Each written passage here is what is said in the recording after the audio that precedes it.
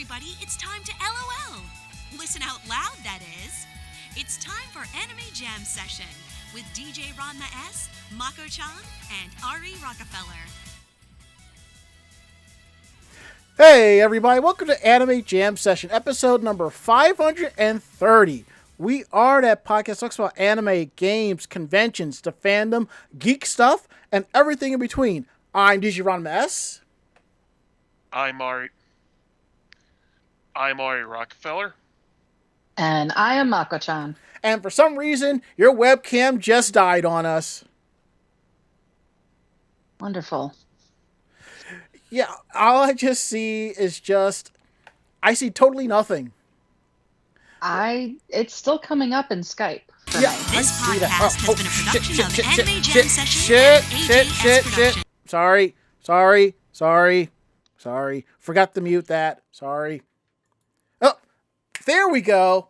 Now you appeared. I don't know why. I turned off and then turned it back on through Skype. Okay, that's probably what it was. I wonder if it'll do the same thing if we switched over to Teams. I don't know. But it is what it is. But anywho, we're back from our holiday/winter break. Holy crap. Yay. I hope you missed us, because we kind of missed Joel, because shit's been kind of cray since we've been gone, Holy crap. Mm-hmm. Oh, Ichigo. Poor child. She's lurking because her rig is in the shop so now I am mad. I want to give a special fuck you to NZXT. I really do. Because now not just her machine is in the shop, but our friend John, he had to send his out for repairs once with the video card. I have a feeling it's the case that it's in, and it's not getting the proper cooling. And at the time, NZXT was everybody was talking to. Now they're... Yeah. Are they turning against it? Not against it, but it's like, it could be so much... They could be so much better, so...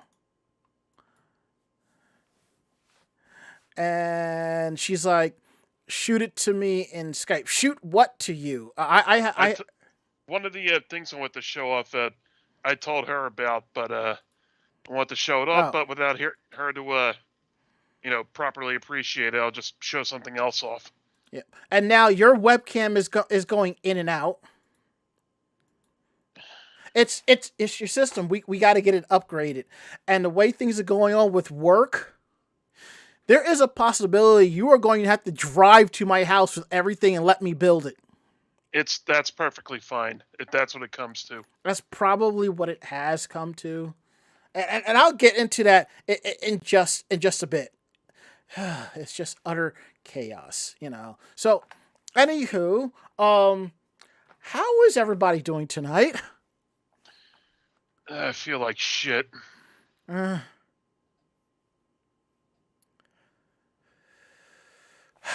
And as Washio Otaku says, hello, I see you all on the wrong day. Well, we'll get into that in just a bit. Oh, boy. Mm-hmm. Oh, shit. Ranma 421.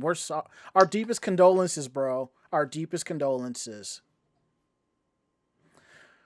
I'm coming to the conclusion. 2021 was like, y'all gonna remember me. And 2022 is like, hold my beer.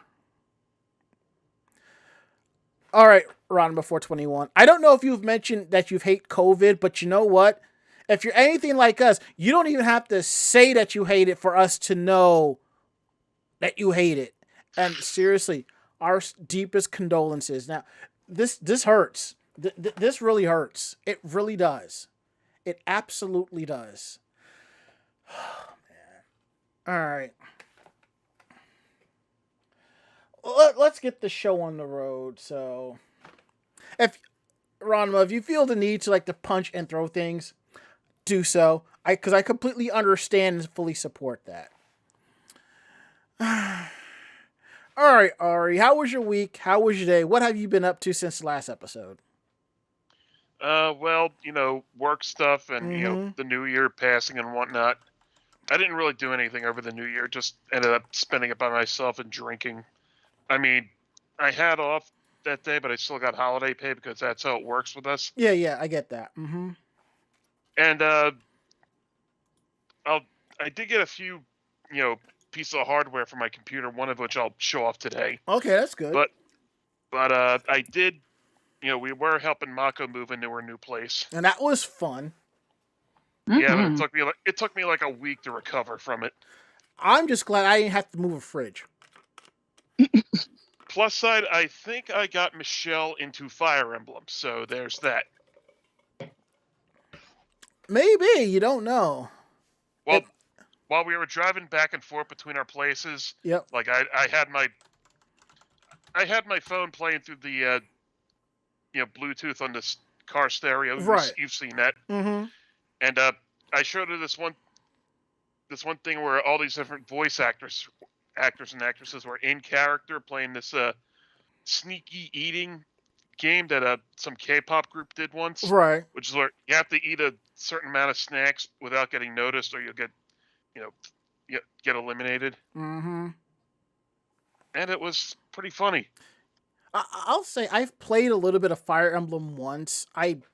Which one? I don't know. It was one for Game Boy. I think it was either Game Boy Advance or DS. And I played it for a bit. There was the first one that came out for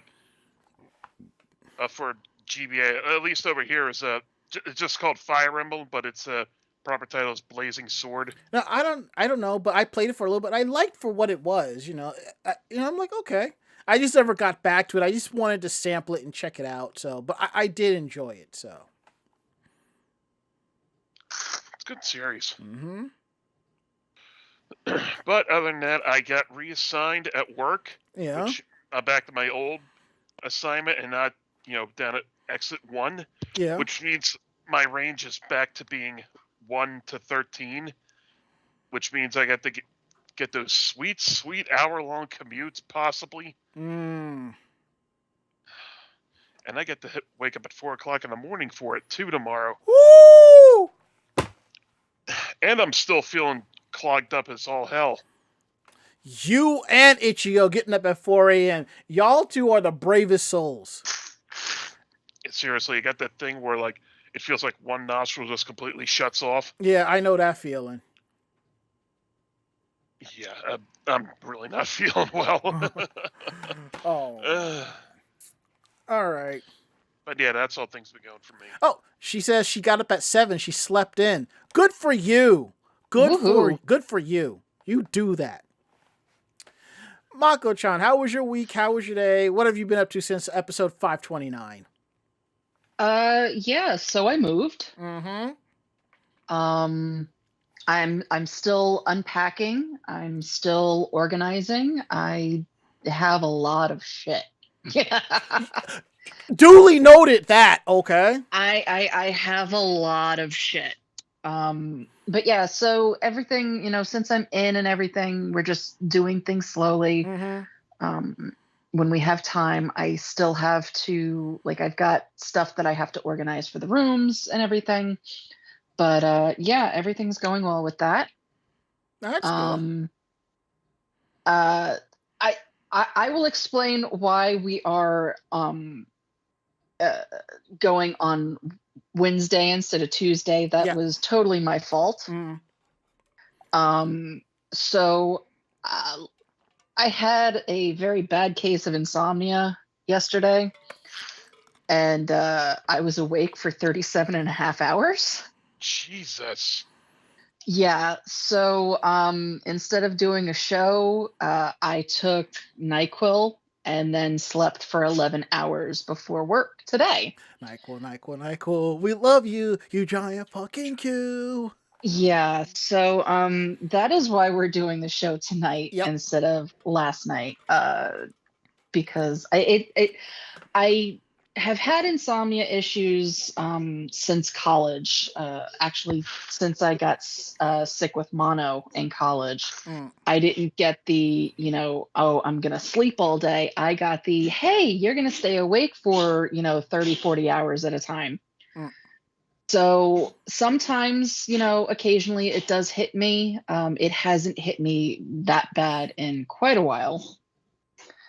So we're on today instead of yesterday. Mm-hmm.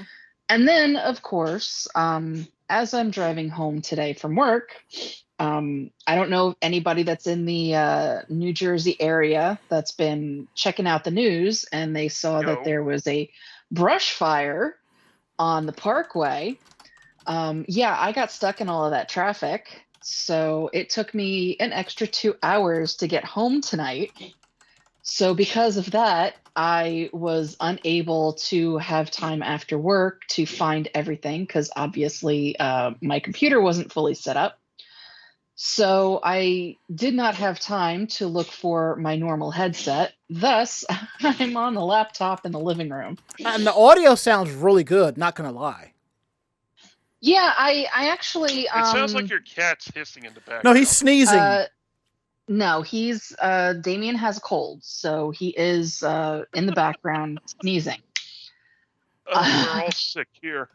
Yeah, so I actually a couple weeks back, I ended up getting a pair of Bluetooth earbuds from Skull Candy.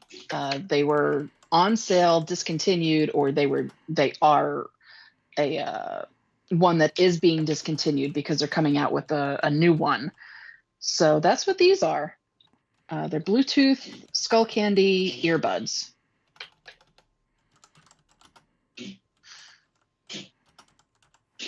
And now he's hacking. So there you go. You know what? It's kind of funny. I've always written off Skull Candy for the longest because I've had a couple pairs of their headsets and I was just like, eh. And then when they were bought by Astro, I'm just like, no, when Skull Candy bought Astro, I was like, oh God, no. And now I think they're part of Logitech. I'm just like, oh God, that's even worse. But I think when they bought Astro, they basically bought Astro to get the technology. Probably. Because Skull Candy has come a long way from where it once was. Especially for the Bluetooth and wireless and all of that. They're actually a decent, I will say a decent cheap company. You guys telling us they're pretty legit? Yeah. I think they've come a long way from being like a cheapy corner drugstore company headsets to something you would pick up. I kind of feel I kind of feel the opposite with V Motors because I'm like, you want this much money for this? No, that's bull. So I bought a pair with my corporate discount, and I was like, yeah, I'm paying retail for the next set, and I did. So. Yeah, these are definitely discontinued. Each earbud for this set that I have, it only lasts about 3 hours. But you can use them independently. So if I wanted to, I could use one, and then once that one died, I could put the other one in while that one's charging. So, I mean, yeah, obviously it doesn't last very long, but at the same time, this is what I'm using them for. I'm using them for when I work from home, so I can be on my phone and, still be able to have my hands and all of that free.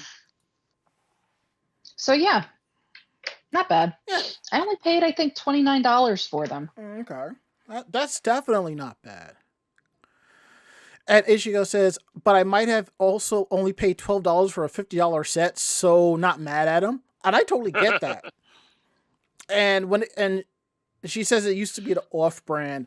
Look, if you go on Amazon now and just Amazon search Bluetooth headsets, you'll see so many off-brands. It's not even funny. Like, I think I have like a Bluetooth headset kit here that I bought,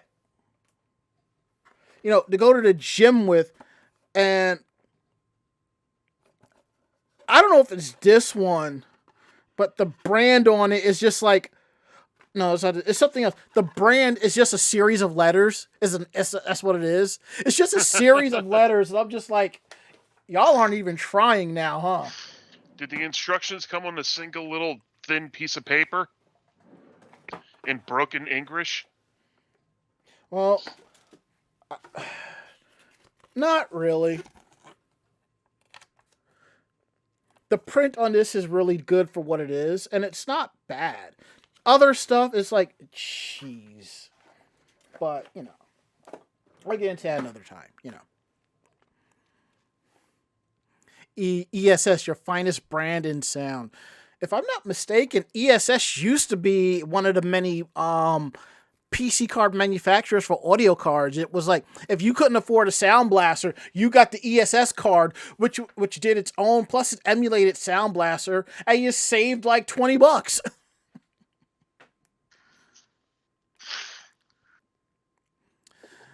All right, so has Damien stopped sneezing and hacking? Yes, wherever he is in the living room, because I cannot see him, he's purring up a storm now. Maybe he realized what he was doing and decided to calm down. Well, Ichigo's like, I'm just trolling with a random letter name. Well, it's not really trolling if that's the actual name of the company or the chipset. But I get what you're saying. All right, so my week and day and month has been so-so. So the last 2 weeks of December, I've been working from home because the office is closed. And then my plan was to go help Mako move, catch the bus back, and go back to work. Well, during that 2 weeks, an email went out saying that the office is staying closed for another 2.5 weeks due to COVID. And now we have to get tested every single week before going into the office. You must have your booster shot by February 1st. Failure to do that means you'll be working from home until they terminate you. It's a good thing I'm fully boosted and, but on the plus side, they will pay you, and you'll get reimbursed for getting tested. If you have to pay out of pocket for getting tested, they'll reimburse you for that. If you're traveling to go get tested, you get reimbursed for your travel time. And this is what they're doing for your travel time. You just clock your hours. So instead of having to send in an itemized list of how much you spent in gas, tolls, or fares, whatever your hourly wage is, so if it took me an hour, so I know I'm getting at least triple the amount back, so I'm not complaining, so. And while you're talking, what, we will pay you to work from home till we fire you? Something like that, because they're being nice. I don't question what they're doing. So I'm leaving it at that. So that's all said and done. So I end up staying with Mako for an extra 3 to 4 days, working and helping her unpack and move stuff around and set things up. So that's all fun. That's all fair game. Now, the reason why we didn't come back last week was because of me. My chair broke. I sat in my chair Saturday before last, and the base broke. 2 of the back spokes for the wheels broke right off. So I'm just screaming bloody murder because I wasn't expecting that. And for 2 days straight, I was basically confined to my bed if I needed to do any type of work. And you're probably thinking, what do you mean by confined to the bed? You have to understand, this is a small apartment. So there's only one chair, which is this. Now, if this had happened during the summer, I would have gone up to Rite Aid and bought a plastic summer chair and threw it down right here and dealt with that. So Ichigo says, your home is too small for WrestleMania. Man, my home is too small for WCW Monday Nitro, please. So it took me about a week and some change, but I was able to get a replacement base and a brand new gas cylinder. And I also bought a cushion so I could sit more comfortably in the chair because, it started to go. But everything is fine. Everything is great. And also, if you're noticing, there's extra bright light. While I was out, I realized I'm doing all of these Zoom meetings from home, and where I sit on my computer, the only light that's over there is my desk light, and that's not enough. And I have these ceiling lights, so I went out and bought a 4-pack of programmable LEDs. So now I have them programmed, so when I'm doing work from home for the meetings, I could just hit a switch and turn on like 3 lights, and I'll be good. And I decided to put one in like what I like to call that alcove back there, the geek corner. I'm like, that'll be perfect, to show for stuff. What I didn't realize till tonight, when I flipped on that light, how much brighter everything is for me to do the show. So I'm perfectly okay with that. I think that works out a lot better. So, and Cedar Beery says, the closest story I could tell is the 2 times I was working in an office and the yoga ball I was using as a chair started to deflate while I was on a long phone call. And it happened twice. Bro. I feel you. Because this is the second time. This is the second time I had to replace the base on this chair. The first time it was under warranty. Honestly, gaming chairs should not come with heavy-duty ABS plastic as the base, because evidently, no matter the weight constraint, a big guy like me is just it ain't gonna work. Now the base is metal. It's fine. If I have to replace that, I have my pipe wrench. I'll get some WD-40. Done. So that's been my week and day and month and so forth. Yeah. So let's move along to housekeeping. Let me take a look at our list here. Don't forget, episodes of Anime Jam Session are available on Twitch for 2 weeks. And after that, you'll find the archives over on YouTube. YouTube.com/Anime Jam Session. Look for the playlist podcast VODs and you'll find the episodes there. And don't forget the VOD Network Pro Shop at VODnetwork.com/shop.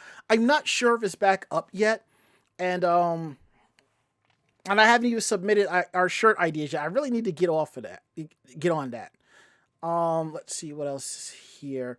And we have our first convention of the year coming up. Zenkaikan in Lancaster, Pennsylvania. It's March 25th to the 27th, 2022. Me, Ari, La Chocola will be going. Ichigo might be going. Wild Spice will be there. There's a lot of changes going on. And the way things are with COVID and changes with hoteling and rooms and regulations and so forth, it's really affected our staff here. And basically, I'm not going to give my staff grief if they can't go to a con for whatever reason. This is not the time nor the place for it, because I fully understand. So I have my second week of vacation that weekend, so I'm definitely in for it. Yeah, I think I'm mostly gonna be doing Luigi cosplays. I'm still seriously pondering to bring Barrett, but we'll see. And Ichigo talks about what Katsucon does. Oh, we're gonna get into that in just a bit. And also, if you notice, there's been some slight tweaks to the layout. I forgot to remove the holiday one from earlier today. But I am working on a brand new layout, so I would like to have it ready to go at the beginning of February. Not much is going to change on the front on display, more or less. It's more for me on the back end to make things a lot easier to switch things around. So, and we'll see. Well, Ari, one thing we could do, we could always road trip to Ichigo's and just hang out with her, 6 feet apart, and just hang out for a day or something like that. Maybe. Yeah. I wouldn't mind that. All right. And now that we got that out the way, we're going to get to the part of the show that y'all really enjoy. Geek Roundtable. Well, Ichigo, as Ichigo says in regards to what's going on with COVID, it makes her worried about all the bad at MAG, which I totally understand. But I will say this, MagFest was very meticulous in letting people know what was going on. And I've been seeing people post that they tested positive, go check yourself, and they've been doing all the right moves on that. So we'll get into more of that in just a bit. So Geek Roundtable. This is where we talk about the more of the geekier aspects of our week and day and vacation, and we kind of share that. So, Ari, what you got? And by the way, my shirt's arriving, I believe, sometime this week. The one more in your size? No, the one that you're wearing. Oh, this one, the Select Your Hero. Yeah, I contacted the company. They don't have any more. The most they could do is for me to send the shirt back for a store credit. So I kept it. I'm just gonna wash it and just keep drying it in hot air in the hot and see what happens. So anyway, one of the things I was happy to get for Christmas, because Corsair's products have been pretty good to me over the years or so. Oh yes, I am a shameless whore for Corsair. And this is the newest. Hang on. Mm-hmm. This is the newest thing I got for Christmas this year. The K70 RGB Mark II keyboard. Okay, let's see. Which one do I have? See, I'm a little jealous because you have the K70. And it's got the cherry red switches too, which makes the fingers spring back. The keys spring back nice and hard when you type. See, I'm a little jealous because you have the K70. I got the K68 when it was on sale, and what I didn't realize was you can get specialty keycaps for a lot of the Corsair ones. The K68, you got to buy 2 different sets in order to get it to work, and I'm perfectly okay with that. Especially worried about insisting on getting the RBG one, at least for this, because the nice lighting effects, and you can also make your own templates for what you want to do. See, it's normally just red base, but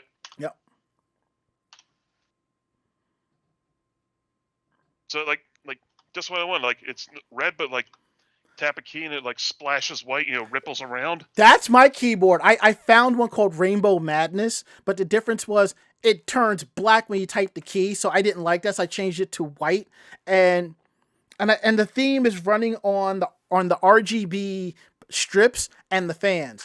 If you remember, there's a few episodes where Mako-chan showed off her desktop, and the theme of the green, yellow, and white, the Peridot theme, that's all Corsair. Yeah, I was. The reason I have the red with the white is because got to represent the Legion, Boros Legion, baby. Yes, and Ichigo's she wants to build herself a keyboard. Yeah, we'll talk later. We're definitely going to talk about that later. But please continue. That's pretty much it. Okay. It took me a while to fiddle around to figure out why only one effect was popping up and not the other. There's a little thing we had to click. Show only displayed layer, show all layers. I'm like, oh, cool, that's how it works. Okay. And I could just switch the colors around and get white with the red accents, with the red splash. That's definitely cool. All right, Mako-chan, am I to assume this is part of your Supernatural fandom? Of course it is. Of course it is. Well, I mean, I needed something, and it just happened to be right there. I was trying to get Damien on camera, but he moved. Except now he's currently on my chest, and if I moved to try and show on the camera, he would move. So yeah, so I'm showing off my Supernatural. It's actually a tree topper. It is it's Castiel that says, "I believe in the little tree topper." Because one of the characters does call him a tree topper. So yeah. Someone could easily misinterpret that as him fucking trees. That's what it is. Because the angel that goes on top of Christmas trees. So yeah, it's a tree topper. He's getting reamed at Christmas. Yeah. That is the joke. I know nothing of Supernatural, so I'll just take your word for it. Yeah. But yeah, so that's that. And if Damien does move, I will attempt to get him on camera. But yeah, as I said, he is currently on my chest. So if I attempted to move the camera for that, he would move anyway. So. Can you get him to purr at least? He's actually been purring. My headset is not picking up any of it. Oh. He is literally purring right in my ear, and my headset is not picking it up. It's the headset is noise canceling, so fair enough. It's not picking up anything outside of me talking. Now, if he was a little bit further away, it might be picked up that way. It might, because you guys heard him hacking, but he's right up against me. Oh, hi. He's licking my chin now. My human. Yeah, pretty much. My human is dirty, must be cleaned. There's not enough water to clean that human. Hey. Hey. Ouch, dude. Oh, sometimes the opportunity presents itself. Damien, why are you freaking out? Yes, Ichigo. He's moving. More so to thoughts. He's moving. Where's he going? He's sniffing the tree topper.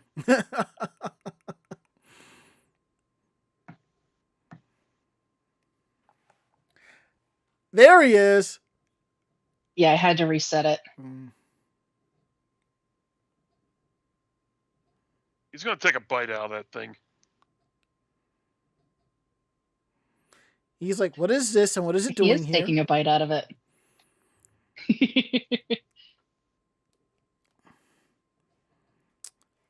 Given, Castiel, I guess Damien really is taking a bite out of crime.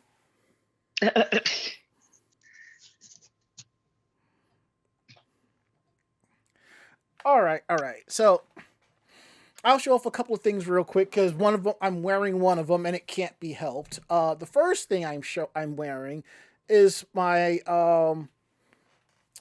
Ralphie versus Farkas Street Fighter 2 fighting shirt I got for Christmas. Thank you, Mako. You're welcome. The funny thing is, I think you had linked this to me and I said, are you buying this for me for Christmas? Because if not, I'm buying it for myself. Yep.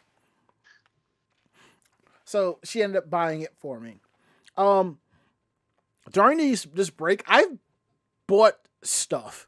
And I mean, I haven't really hit the button on Amazon to buy things. It's just stuff have come in that I've ordered previously and then some. But there are those times where when your friends are like, I found something that you've been looking for. So if you remember back around April of last year, I had mentioned I was looking for a particular Yoshiko Tsushima figure that I wanted to buy. And it was $150. The thing was, I was saving up, rewards. Once it hits $100, $110, I was going to pull the trigger on it and buy it and pay the difference. Well, by the time I had enough rewards to do it, which was around that time, this figurine was sold out. I couldn't even find it on Amazon anymore. That's how sold out it was. But I was finding it all over eBay, anywhere between $175 and $300. So I said, you know what? Fuck it. Not worrying about it. Whatever. But I have two friends in Japan. They're in the Air Force, and whenever they hit Akiba or Akihabara, they always ask me, is there anything I'm looking for? These are the same people that got me the Sailor Venus pillow that I showed off, and the Luigi towel, which I kind of want to frame and put on my wall because that's pretty awesome. So I told them about this one figure, and they're like, well, we'll see what we can do. And I'm just like, hey, better than nothing. Till one day out of the blue, there's a picture that shows up on my messenger. My friend's wife found it. Good find. And here it is. Nice. Now here's the thing. I was expecting, and it cost me $150. He didn't charge me for shipping, which was really appreciative. I was expecting to find this used, but it's brand new, still sealed in the box. Yes, there's an outer packaging, but if you look at the label on here, it's sealed, like right here, sealed. So I'm just like, wow. And I have to say, this is the most expensive figurine I have ever purchased. Before that, the most expensive one with shipping was my Sasuke Kyryujin figurine, which ran me $100. This was $150, and I'm just like, wow. It's still in the box, not because of the value, but the fact of the matter is, the display case where I put most of my figures, I've ran out of room. I have risers to put more figurines, but I haven't put them out yet. The only other thing I recently did was I got one of my Rem figurines. I put that in the display case because it was that freaking gorgeous. So it's it, and that's that. Now, let's get into tonight's topics. We are going to start with the hot take. And I am trying not to go long in a tooth about this, but I got some things to say. And it's in regards to COVID. Basically, I'm done. I'm tired of talking long in the tooth about telling people to vaccinate and mask up. If you don't want to do it, then don't. I'm not going to waste my breath on you. But when you die from it, you better have someone to move your body, or else I am going to kick you to the side as I walk down the street. With issues coming out of MagFest in regards to COVID, there are so many people screaming how Capcom needs to cancel. Maryland is under a state of an emergency. Recently, I forget the cosplayer's name, starts with a K, tweeted about the state of emergency and how Capcom needs to cancel. My darling idiot cosplayer, you are interpreting this wrong. The state of emergency in Maryland and Virginia is to optimize vaccination places. That's why the National Guard has been activated to get people vaccinated. The state of emergency does not cover anything in regards to places closing or anything along those lines. If it did, you would have heard about this already. Secondly, because of the numbers in this place, cons cannot cancel that easily. Remember, if a con cancels, they will be paying all these cancellation fees, and in some cases, it could bankrupt the convention itself. So you need to calm down and understand where all this money is coming from. Yes, some cons have had fundraisers, but think about it. Imagine if all of the conventions in the country canceled and paid out the fees. Let's say that's like 150 conventions. And they all did a fundraiser to raise money to come back the following year. I guarantee you, less than 25% of those conventions will be coming back because you can't support them all. And I'm also tired of people mocking others about going to conventions. Look, if they're being cautious, then let them go. I've been to 2 conventions and I've taken precautions and I am fine.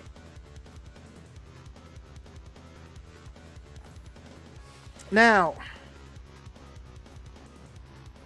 you can still catch COVID, but I'll tell you this. If you're vaccinated, you have a higher chance of living as opposed to not. And with the rules and regulations, you've got to understand some cons have to have a line to cross. And that's what it boils down to. Respect the rules of the convention.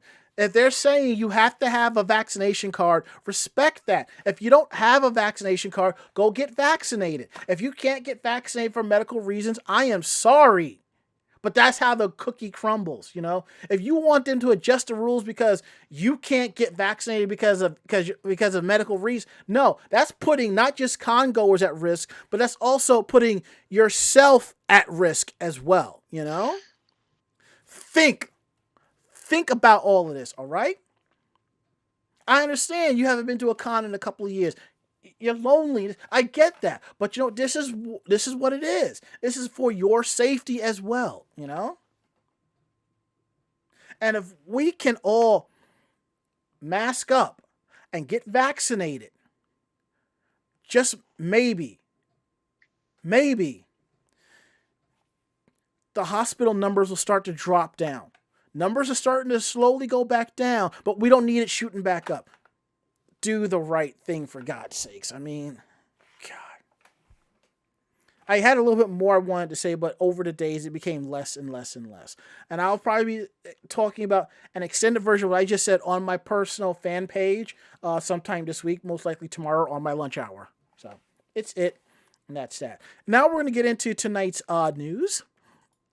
And Mako is kicking things off in regards to what's going on with Taiyou Con. That was an interesting cluster F right there. Because I actually know people, I actually know people that have gone to that convention. They're like, I had no idea. Yeah, so Taiyou Con's Facebook announced on December 18th that the convention director, Gakdo, has voluntarily stepped down from his post. The convention staff appointed Jai-sun as the new convention director for the 2022 convention. The change in leadership comes after Gakdo was accused of sexual assault on social media. The staff of the convention later posted a statement on Facebook on December 21st, apologizing to attendees. And stating that Gakdo will no longer be working with the convention and would not be on the premises during the event. Staff added they are investigating the matter and are working to transition to new leadership and ownership, but added it would be legally inappropriate to comment further at this time. Mm-hmm. The news outlet, the Arizona Republic, reported on December 23rd that according to the Arizona Corporation Commission, the convention LLC consisted of two members, which is Kato-tan and Rita-san. However, as of December 23rd, the information was updated to exclude Kato-tan and instead lists Rita-san and Besker LLC as the two members. A Facebook account under the name Ali Hidi made a public post on December 15th accusing a person named Gakdo of sexual assault that Hidi said allegedly happened in December of 2017. Hidi stated in the accusation he also created an anime convention called Taiyou Con, please boycott it. A Facebook account under the name of Gakdo Christian K. Taikaeda wrote a public post on December 17th denying the assault allegation. The convention is scheduled to take place at the Mesa Convention Center from January 7th to 9th, so obviously it's already happened. The staff of the convention postponed the event from its 2021 date. Badges rolled over. Boycotters of the event are demanding refunds for those who no longer wish to attend the event, amongst other measures. So considering this was done very, very quickly, I'm gonna say that somebody found out it was true. And they're trying to cover themselves up. Yeah, there are people who still think that this person is still connected to the convention one way or another. I've read, some of what was going on. And this guy passes himself off as he's younger than he lets himself on, which causes a lot of this to happen. Now, I'll say this. When there are issues within the convention, a lot of times they'll say, we're working on it. This is all we can comment on. 9 times out of 10, you have to respect that because it's an internal investigation and you can't discuss that because that could cause problems for the investigation itself, But at the same time, if the con is like, we're investigating this, and they're saying this repeatedly for a long period of time, then they're covering something or backpedaling. So I just hope that after all this is said and done, Taiyou Con gets their shit together and everything will be okay as it should. You know, that's what I'm hoping for. If the allegations are true, figure out a way to legally remove him, bring somebody else in, and continue to run the convention as per. You know. Agreed. I mean, look, you had a similar issue with Dragon Con. It took them quite a while to wash the stench off of their previous owners. Yeah, it took them a while because of legality, you know. So you just gotta take a little bit of time. So hopefully this will get it. Hopefully they'll get their shit together, you know. All right, next up, Ari, you have a couple of stories here about acquisitions. I kind of feel like it's a Ferengi thing, you know. These acquisitions, you know, the rules of acquisition. So yeah, Variety reported today that Houston-based anime and licensing distributing company Sentai Holdings LLC, which includes Sentai Filmworks and streaming service High Dive, has been acquired by AMC Networks from the Cool Japan Fund. With strong industry relationships and access to key content creators in Japan, Sentai distributes and curates one of the anime industry's most diverse libraries on top of trending classic titles, with this content available on Crunchyroll, Hulu, and Amazon Prime, among others. Sentai's High Dive streaming service represents a strong new addition to AMC Network's portfolio of fast-growing target offerings.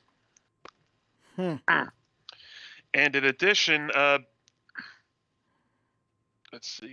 another pillar of independent anime streaming digital media rights has been acquired by a fellow competitor in Cinedigm. Did I pronounce that right? Close enough. The company responsible for a Con TV linear streaming service channel and the recently launched Con TV Anime now owns the company behind RetroCrush, Asian Crush, and 8 more streaming networks dedicated to fan favorite and cult programming. Following the completion of the acquisition, Cinedigm will own 15 streaming networks with dedicated apps and premium subscription options, while also working to expand the quality of licenses and acquisitions for the channel portfolio. And this will also see digital media rights channel portfolio transition to Cinedim's Matchpoint digital advertising platform to position channels for further advertising growth with additional focus on growing revenue through an expanded social media and online community presence, which already consists of dedicated social media accounts for more, the usual kind of thing. Get people talking about them on social media and all that. And I totally get that. So, my thing is, at what point is one too many streaming networks under one? I mean, if you have 8 streaming networks, and they're like $7, $8, $9 a month, that adds up. Exactly, you know. And as Ichigo says, Yoo-hoo monopoly. Not necessarily. It's only a I would say it's only a monopoly if the titles on these 8 streaming networks you could not find anywhere else. Total exclusivity. Yeah. It's sort of like, you could watch Funimation for this anime, but you can also watch it on Crunchyroll, and you can also watch it on Netflix, which is kind of cool.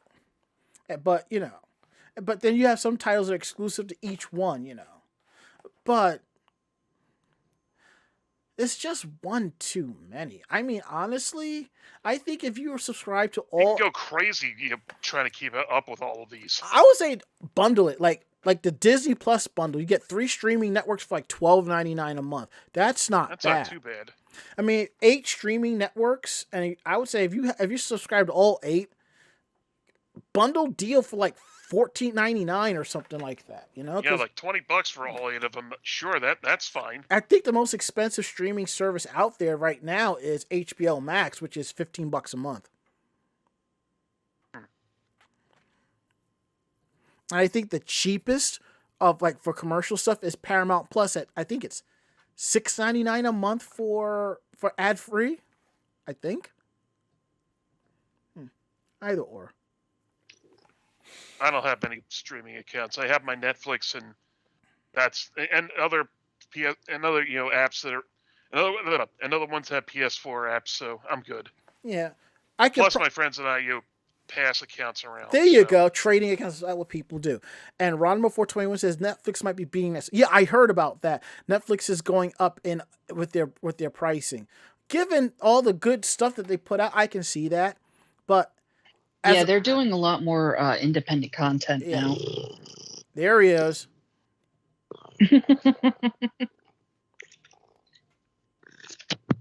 Yeah, he's back on my chest. Thankfully, because I'm part of T-Mobile, I'm only paying like $3 a month for Netflix. I'm not even complaining. Oh, that's adorable. Mm-hmm. And before we get into the next article, I just wanted to say, like, over the holidays, I had bought this wireless Bluetooth headset by JLab because they gave us new phones at work, and so I would use my USB headset, which has a detachable plug, and I will plug it into my phone. I mean, to my laptop, and then into the phone. And what was happening was some people were complaining about echoing with it, so I sent it back, and I got this Bluetooth headset, and you compare it to two different devices. And the company, like I said, is named JLab, and I'm just like, who are these chuckleheads, And the headset was on sale for $24.99, so I'm like, you know what? I'll give it a shot. And it's actually really good. And I like the fact that when a phone call comes in, you get a melodic sound effect on your headset, so and that's going to take a priority when I answer, which is great. So I would say, but they're retailing. I think they retail for like $49. I think the most I would pay is like $30 for these. So which is good. They sell replacement earbuds. That's really cool though. I like that. Sort of like what Apple does with their AirPods. Now, next up, something we've been wanting for a long time, but then we just got tired and said, fuck it. I'm going to head out of here for the night, guys. All right, Ari. Nice seeing you all again. I'll be back in better health next week, I hope. You should be. Just go to the doctor and just get that checked out, as we all should, Mm-hmm. Okay. Bye, guys. Have a good night. Later, bro. All right, let me put this up here, and bingo. Bring it down just a scotch. There we go, and we're golden. All right. So as I said, this is something fans have been wanting for a long time, and then we just said F it and just gave up on it. Scott Pilgrim, the anime. Personally, I think they're at least 10 years too late on it.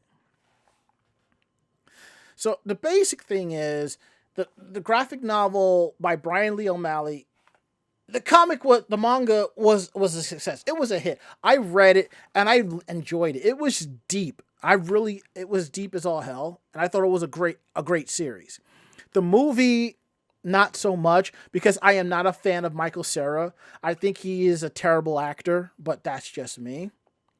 But on top of that, you have the video game, which was really cool.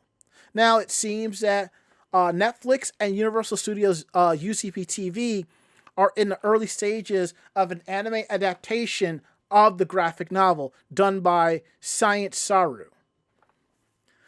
And let me look up something real quick, because I looked at a couple of titles that Science Saru has done. They've done stuff that most likely we have watched. Okay. They've, as I see here, let's look at anime titles. Okay, they did back in 2014 Ping Pong the animation. They, I believe, let's see. It looks like I think they might have done the entire series in that. They did a couple episodes of Space Dandy. They did Gato the animation. A couple episodes of OKKO Let's Be Heroes. They did Devilman Crybaby. Keep Your Hands Off Isaacin. Japan Sinks 2020, which is also deep as all hell. That will get you emotional. And they did 2 of the short films from Star Wars Visions. So I think that's really cool.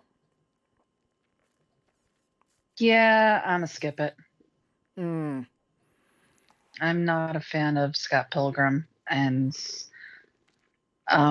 like as in the chat, they're saying that it's some uncomfy subtext, and Sienna Berry says that wondering how they will adapt it, considering how Me Too the story could be at times.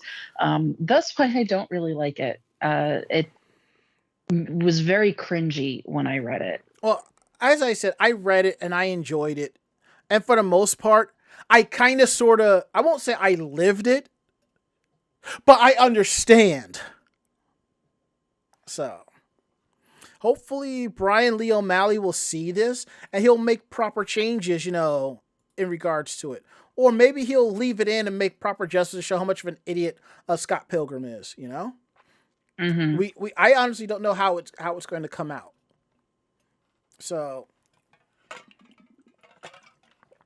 but yeah, given what people are saying in our chat room here, Scott Pilgrim is basically a product of its time. Like, for example, if any of us grew up watching Saved by the Bell, we probably thought that was a great teen comedy.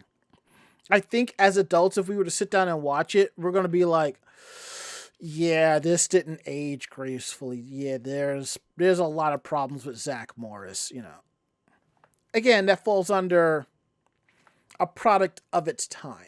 So hopefully there'll be some modern takes on it, and the fandom will understand why there's a modern take on what's going on. Hopefully, whatever changes Brian Lee O'Malley does, it won't break the storylines in the books as a whole.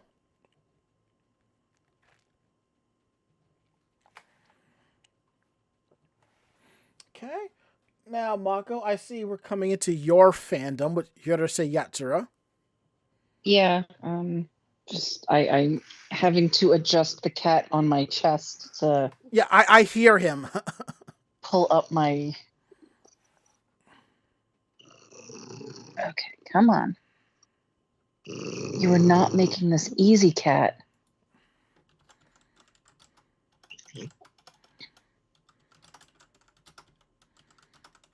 Okay, there we go. Of course, I pull everything up, and that's when he jumps down from my lap. So that's nice. That's nice. Ichigo wants to know, have you tried turning it off and on again? The cat, that is. The cat.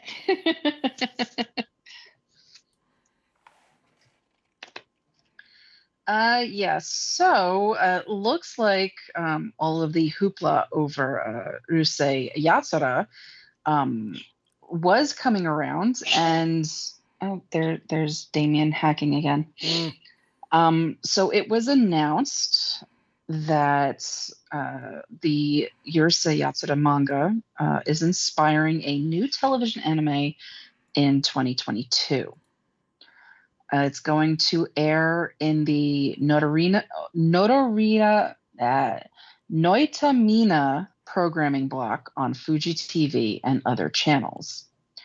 The advertisement lists a website that is hosting a countdown timer, which ends last Saturday. And a promotional video should have posted already. Mm-hmm. So yeah, obviously there have been, we've got the manga series, we've got the anime series, we've got a crap ton of movies. One of my favorites is Beautiful Dreamer. So I'm actually really, really looking forward to this. They did show off the new art style, which does modernize the original art style. So she's Lum is not looking too different, but it is a slightly updated art style, and I'm really looking forward to it. You know what's interesting? I actually know somebody that actually did some of the animation for Urusei Yatsura. Yeah, that's cool. And it's his favorite series, and we kind of discussed this. He's not too fond of the new series because he has what he likes about it.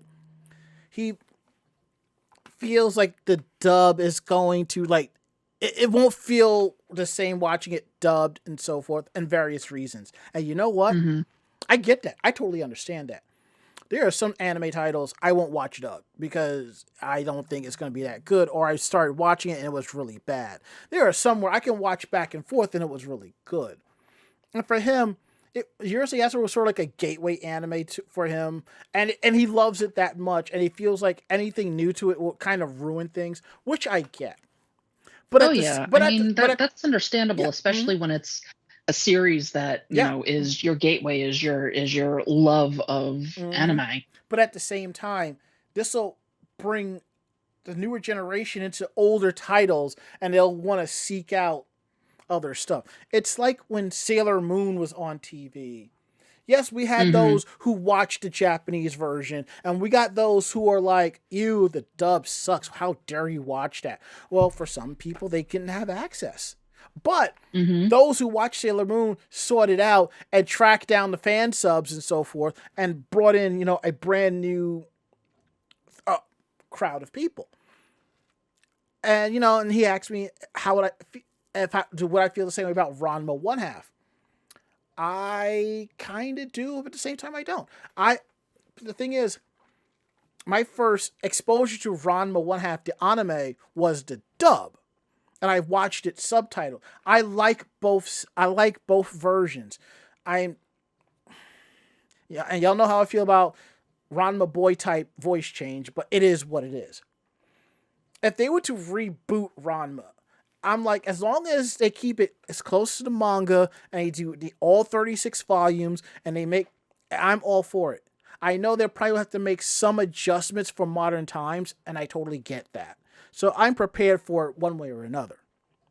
But from my understanding with Urusei Yatsura, supposedly they're supposed to be taking selected stories from the manga and animating that instead of starting from the very first episode, which is interesting.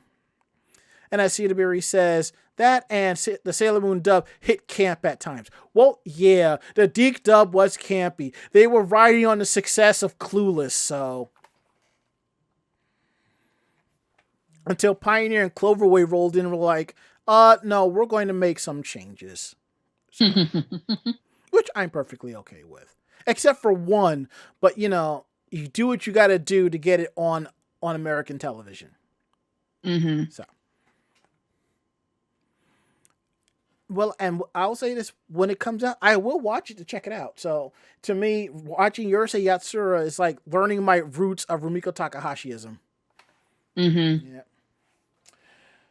Okay, now, what is going on with this International Anti-Piracy Coalition? Yeah, so it was reported on January 1st that companies and organizations from over 13 countries are cooperating to form the International Anti-Piracy Organization. It's going to launch in April. The CODA, which is Japan's Content Overseas Distribution Association, is at the center of the new organization. CODA includes 32 Japanese companies such as Kodansha, Aniplex, Sunrise, Studio Ghibli, Bandai Namco, Toei, and a whole crap ton more. What the IAPO will also include is the Motion Picture Association of the United States, which has 6 members, including Sony Pictures and Netflix, and approximately 450 members of the Copyright Society of China. Whoa. Companies and copyright protection groups from South Korea and Vietnam are also expected to participate.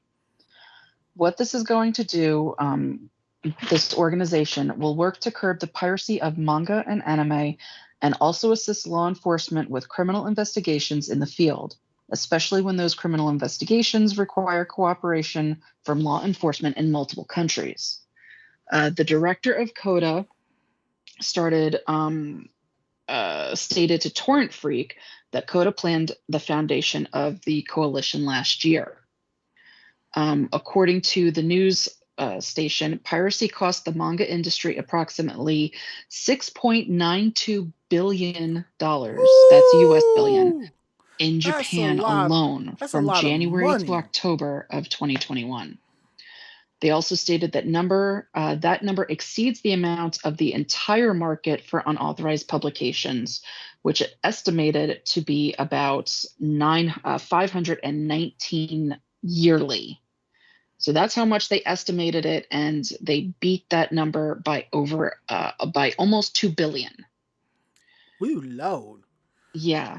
In a previous case of Japan requesting help from other countries in combating piracy, a California district court approved Shueisha's legal application in November to disclose evidence to identify and prosecute another party for copyright infringement. 4 publishers, including Shueisha, are preparing to file a criminal complaint against the operators of the Japanese language pirate website Manga Bank. Japan's parliament enacted a proposed revised copyright law in June of 2020 to expand the law to punish those who knowingly download illegally uploaded or pirated manga, magazines, and academic works. The revised law went into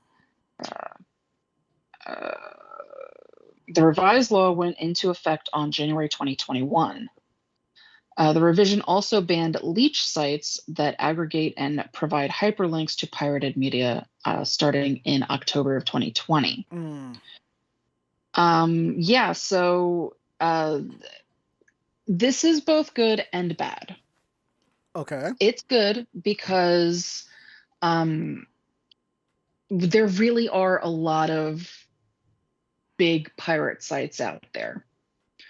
It's bad because a lot of industries, including Twitch and YouTube and things like that, where people might upload, a 2-second clip or even just show a couple of screenshots, they're also being hounded because of this law. I know that we discussed a YouTuber that had almost all of his videos. Almost all of his videos were taken off of the site because they all showed toy animation. But again, it was clips, and he was discussing, clips from the series in, that's what he does.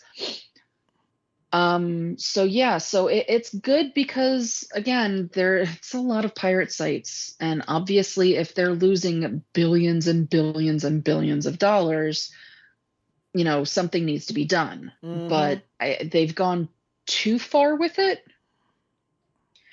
and that could be very dangerous for our regular copyright laws, since it looks like companies such as Sony and Netflix and things like that are getting in on this.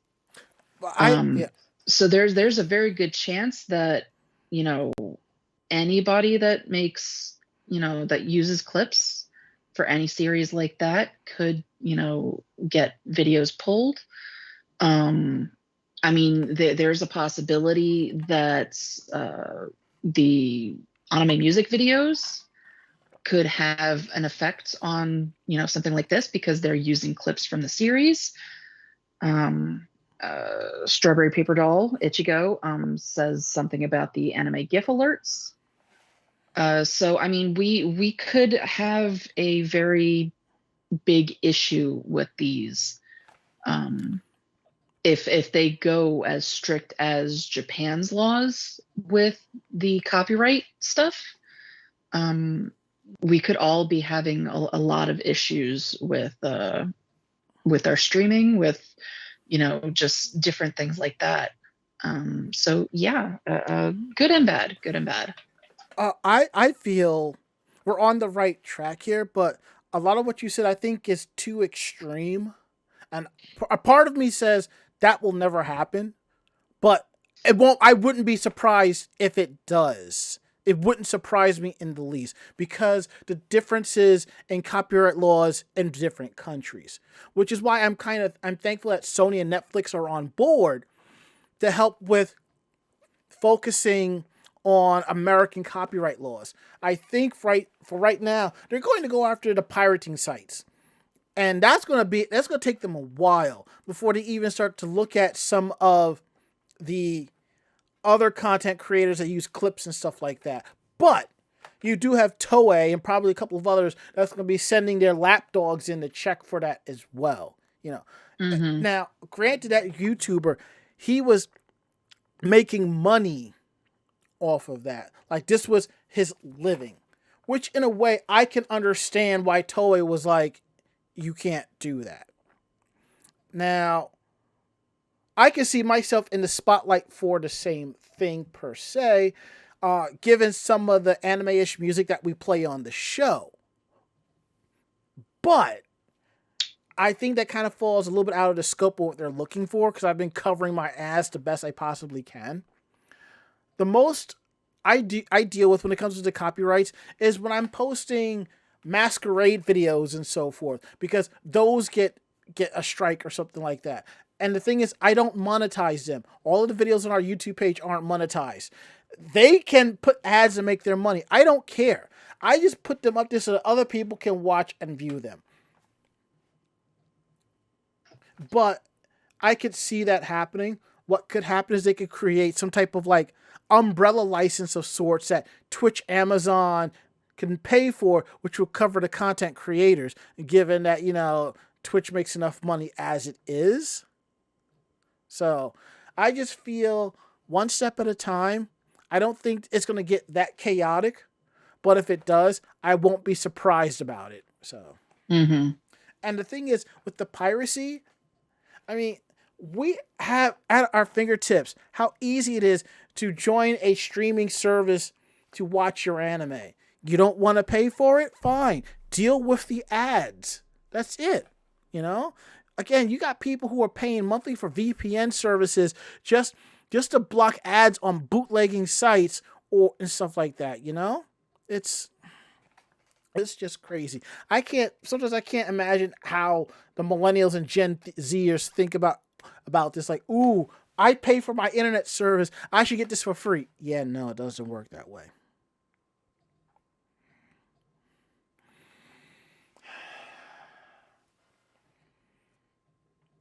Now, and our last story for today. Two LA cops were fired for playing Pokemon GO during a robbery in progress. I could kind of understand if it was Officer Jenny. I could totally understand that, but it was not that. So these two cops were fired for playing Pokemon GO instead of responding to a call regarding a robbery in progress back in April of 2017. This incident came to public attention when the former officer submitted a petition to the California Courts of Appeal. The courts denied their appeal, as reported in an official court document filed about 2 weeks ago. According to the document, the former officers were working as partners on a foot beat patrol on April 15th of 2017. When the patrol supervisor heard a call for robbery in progress at the Crenshaw Mall, he attempted to radio these two officers for backup but received no response. Upon questioning, the officers lied that said they had not heard the call. A digital in-car video system recording later revealed that not only did they had received the call, but they were a short distance from the scene of the crime. The officers extensively discussed Pokemon GO during the beat, with one of them declaring at one point that he was trying to catch a Snorlax. On the way to the Snorlax's location, the other officer said that a Togetic had popped up, and they decided to hunt the Togetic together. Ugh. It's one thing if you're playing Pokemon GO and you're with the community and you're having fun. It's another thing where somebody is being robbed. You know what? Put the Pokeballs down and go catch the assailant. I mean, come on.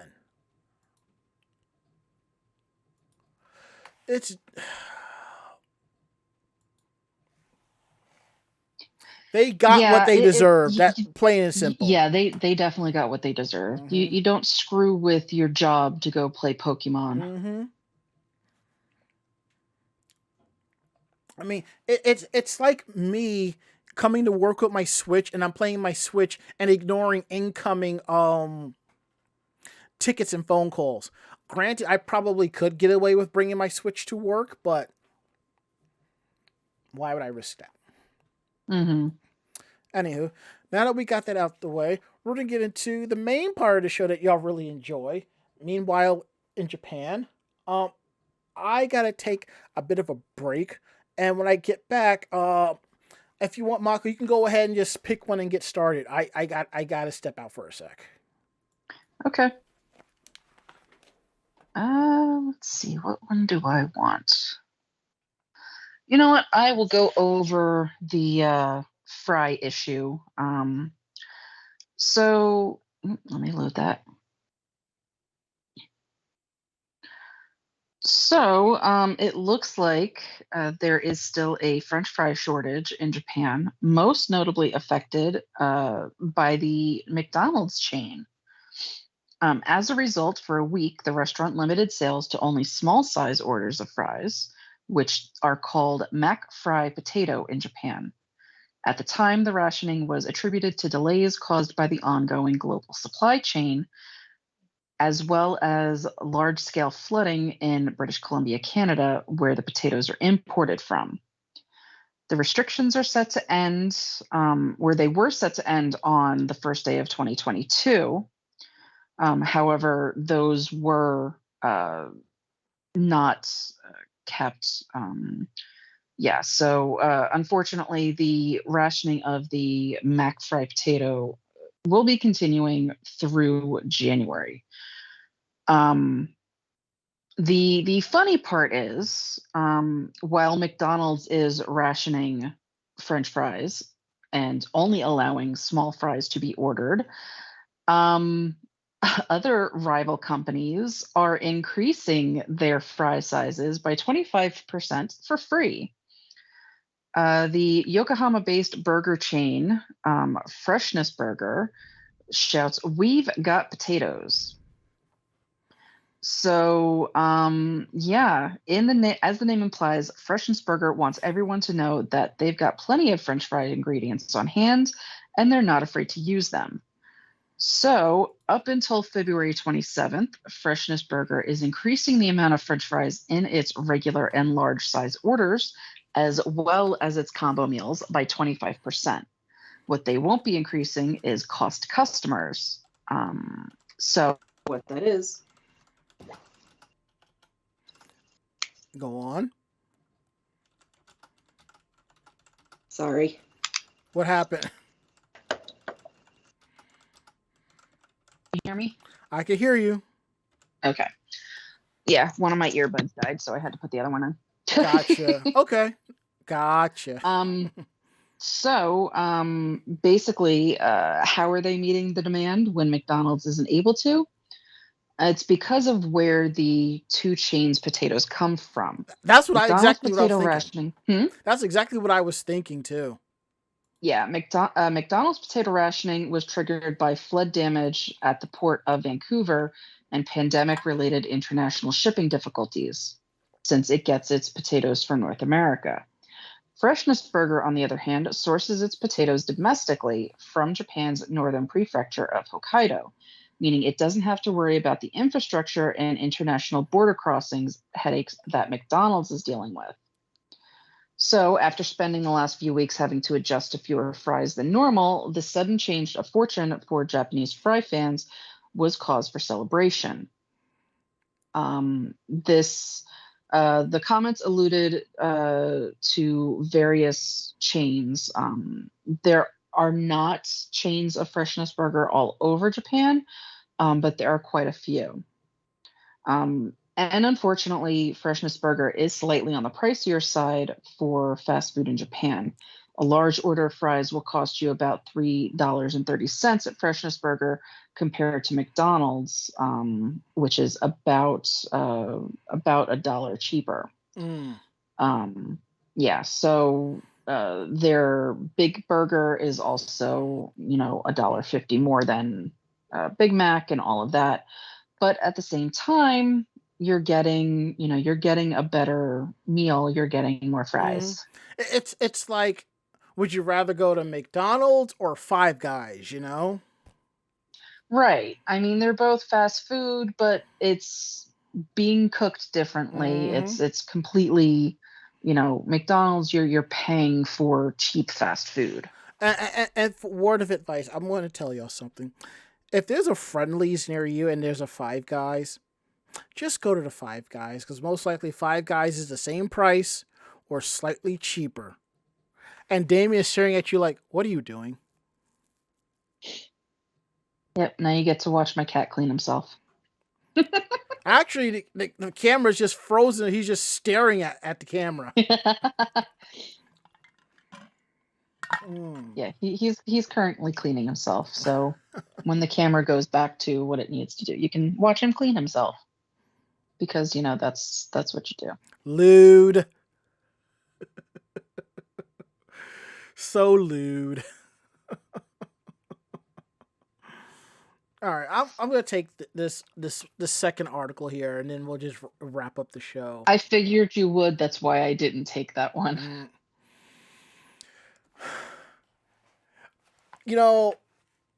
One of the things on this show is when Mako posts the Meanwhile in Japan articles, I don't read them until the show. Because I look at the title and I'm just like, wow. Because it makes you wonder, how are some of these people pulling off these hijinks? And no, it's not the dog Kickstarter thing. See the beer, you're going to love this one. And by love, I mean hate. A Guma man arrested for marriage of woman without her knowledge. Yeah. There comes a time in some people's lives when you just want to settle down and get married. A lot of us get that feels. You just want to settle down and start a family and all that good stuff. But marriage requires hard work and patience to lay a solid foundation through a series of major steps. And the first step, which is generally the hardest one, is asking someone out. But it would be nice to skip all of that and go directly to the honeymoon, like a fast pass of sorts. That's what one... Yeah, because that's what we need. A fast pass to, money, to marriage. Well, it works in India, but, Well, it doesn't always work in India, but, But that's what one 39-year-old man in Isekai City did. In late September of last year, the man walked into his local government office and submitted the necessary documents to register for marriage with a woman in her 30s. All the paperwork was in order and signed in the traditional manner of a Hanko stamp bearing the owner's family name. The only problem was that the woman had no idea what was going on. Now, everyone has a unique Hanko for signing documents. Less official backup stamps can easily be bought at most stationery stores for less important purchases like signing for packages or letters from school. Now, we all watched animes where people have gotten deliveries and they have like the stamp. That's basically a Hanko stamping. That's basically what that is. And your camera hasn't turned back on yet. Yeah, I'm working on it. Gotcha. And as Cedarberry says, just because they live in Isekai, it doesn't mean that they're in an actual Isekai where that is right. Oh, you've been watching ReZero too, huh? And Ranma 421 says, more Kuno than Hapazai. Basically. Yeah. Okay, you have a Damien again. Mm-hmm. Fair enough. See, and the thing is, because it's a generic type stamp of sorts, it wouldn't hold up and challenge in the court. It was enough to pass a basic check in a case such as this. So after the man or the government told the new bride what was going on, she called the police. They were able to cancel the marriage registration before it was finalized. The man was arrested for forgery and is said to have admitted to the charges, telling police he wanted to marry the woman because he liked her.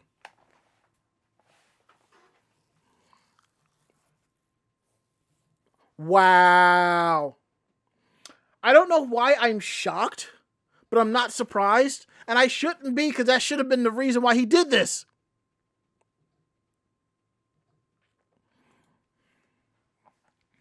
While the police are probably busy advising the suspect on matters of the heart and the law, those netizens who read this story have a few choice words to say.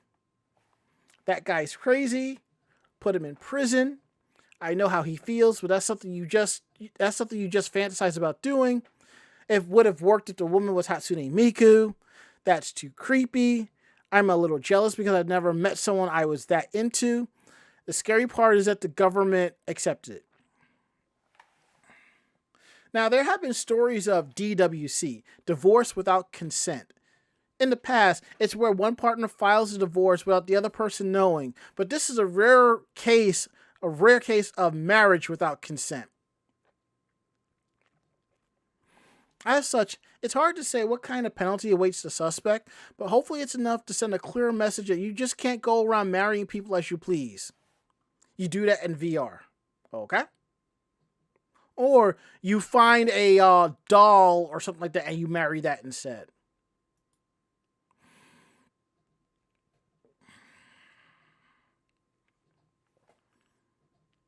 Oh, Japan. That's all I have to say. Oh, Japan. Anywho. You ready to wrap this shit up? Yeah, Damien is staring at me like, bitch, it's time for bed.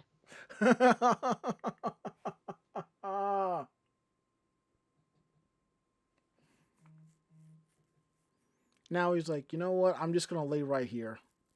Mm-hmm.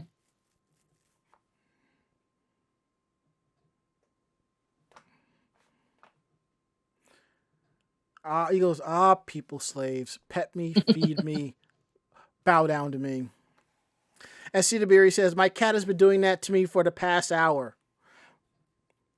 Oh, that's what cats do.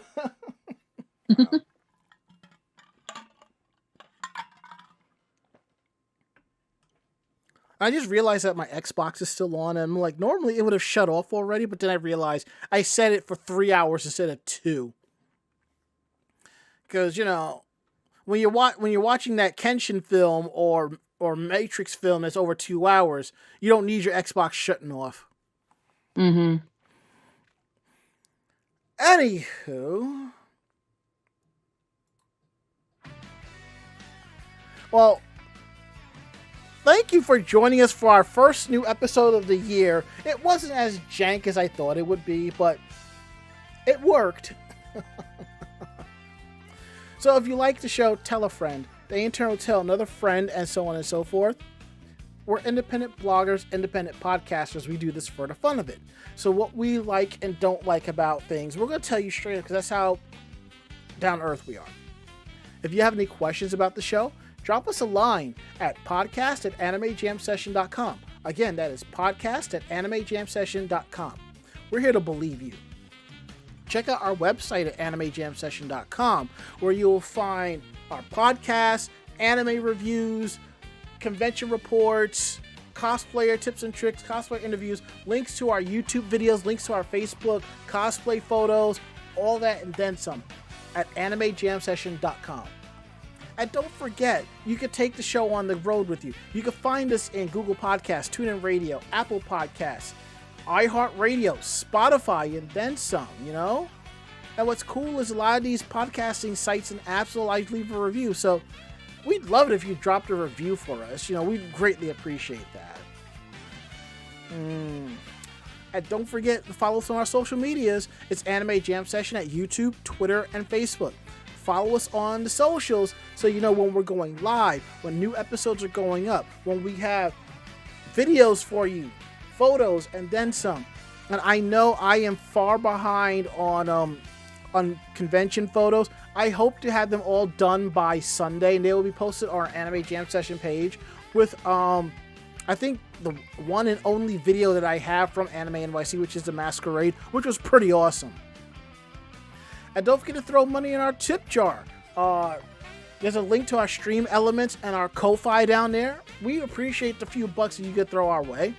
And the bits, we appreciate the bits as well. And if you're also a content creator or something, you can host us. We appreciate the good word and spreading it around. So now we're going to go around the room for last words. Last words, Mako-chan. You all have now seen Damien. Enjoy. My last words. After I do all these edits, I'm going to sit down and have some pizza. I have leftover pizza in the fridge. Plus, I have leftover stuff from work. They were just practically giving it away. And, one thing. Ichigo says, check out our Discord. We have our Discord for VOG Network. And go hang out in Ichigo's Discord as well. We need to promote that one, too. I need a link to that. So, we'll get that taken care of as well. So, that is it. End of list.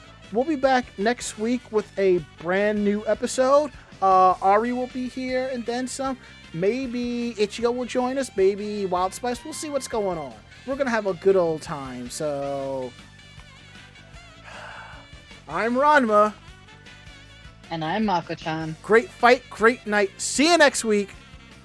Night, everybody. Good night, y'all. That was perfect. See you next week.